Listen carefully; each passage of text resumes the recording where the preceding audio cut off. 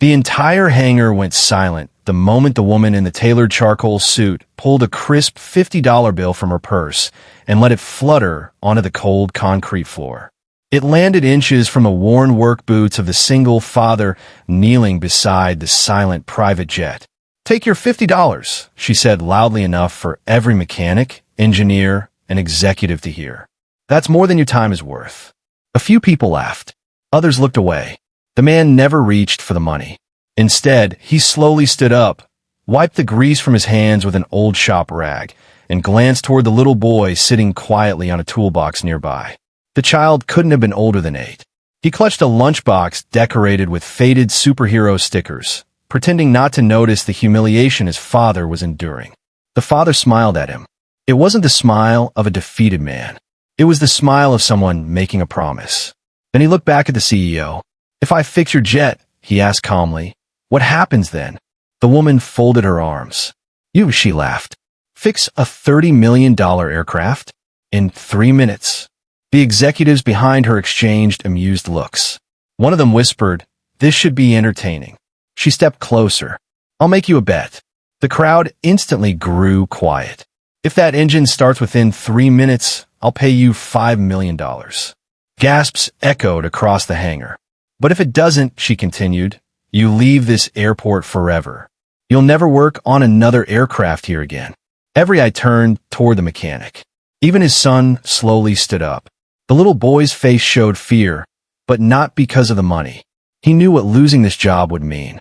No rent, no groceries, no school field trip next month. The father glanced at his watch. Then he nodded once. "Deal." Someone in the crowd muttered, "He's insane." The CEO smiled confidently. She had already ordered 3 different maintenance companies to inspect the jet. Each one had failed.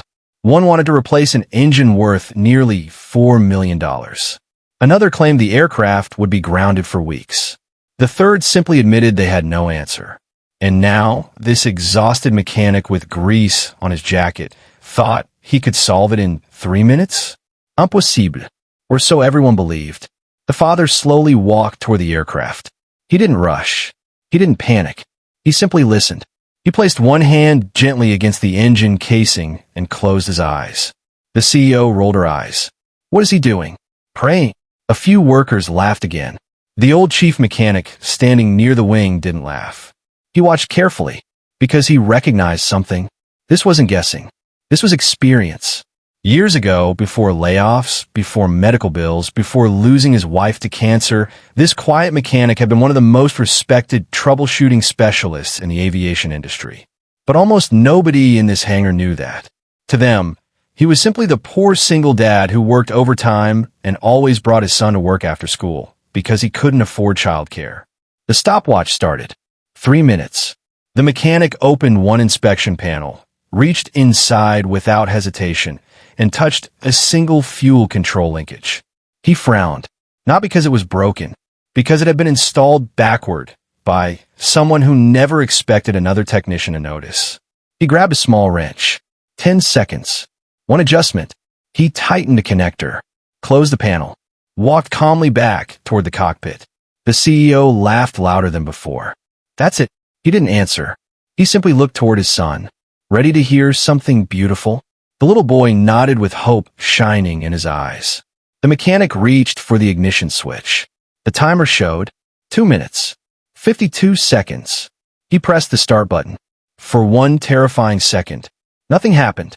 The crowd smirked. The CEO turned to leave. Then, a deep rumble rolled through the hangar floor. The turbine began to spin. One rotation, then another. Suddenly, the silent aircraft exploded to life with the unmistakable roar of perfectly synchronized engines, sending warm exhaust across the concrete as every worker froze in complete disbelief.